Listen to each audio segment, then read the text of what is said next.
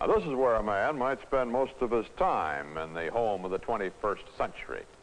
This equipment here will allow him to carry on normal business activities without ever going to an office away from home. This console provides a summary of news relayed by satellite from all over the world.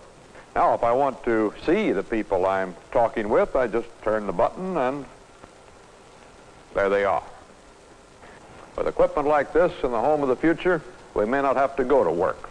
The work would come to us. That was a video of Walter Cronkite from 1967, and he's talking about the future of the workplace. What will the workplace be in the 21st century? And you know, even though that was kind of cheesy, he was pretty accurate. I mean, the computers, I mean, he had like the old school version of Skype there, you know, so I love it. I thought that was fascinating. And this kind of brings to mind the whole debacle with Marissa Mayer and how she wants her employees to come into the workplace as opposed to telecommute.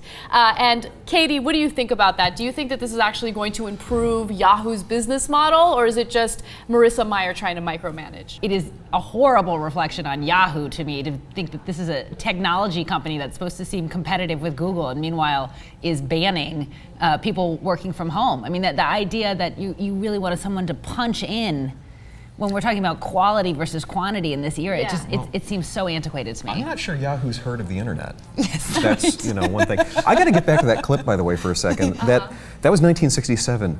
That technology. 2 years later, we landed on the moon. Really? Yeah. I'm looking at that. I was like, wow! How did that's amazing. But okay, so let me play devil's advocate and support Marissa Mayer a little bit. I mean, she makes the argument that it's important for employees to come together and to collaborate. I know that I've thought of a lot of really good story ideas by communicating with my peers. First of all, it gets lonely and alienating to always be working as a freelancer. But then it goes back to the argument of like, okay, great. So if she's planning to pay people living wages who develop content for Yahoo, then maybe they can be there full time. But so many people have to freelance because they have to cobble together a living, and therefore it becomes impossible to say I'm going to spend 7 hours in traffic, of which case I'm going to want to hurl everyone around me into traffic themselves or hurl myself in, and then go into an office and try to seem productive. And Yahoo's based in the Bay Area, right? Yes. Which is very expensive, and totally right. One of the most expensive cities in the States, if not the most expensive. And then traffic, you're spending hours and hours getting there when you could be so much more productive. What about the women who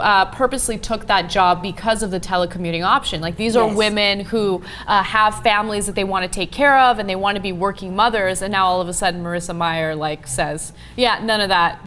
I find it so obnoxious because she has a nursery for her child right next to her office. That she paid out of pocket, by the way. Not everyone has the ability to do that. Can you imagine all these women saying, okay, fine, I'm going to build a nursery right next to my office? Don't some of these high-tech places provide on-site childcare? Some do, like Google. I mean, Google incentivizes you to be there all the time. They're going to provide, Zumba classes for your children and sushi and whatever you need to make sure that you will be there 24/7. Which is kind of taking this whole Costco philosophy from the last segment to another level, right? Yes. I mean, if you're going to demand so much from your employees, you sort of have a responsibility to make the office a home-like environment where you can have your kids there and eat there and whatever, go take a nap.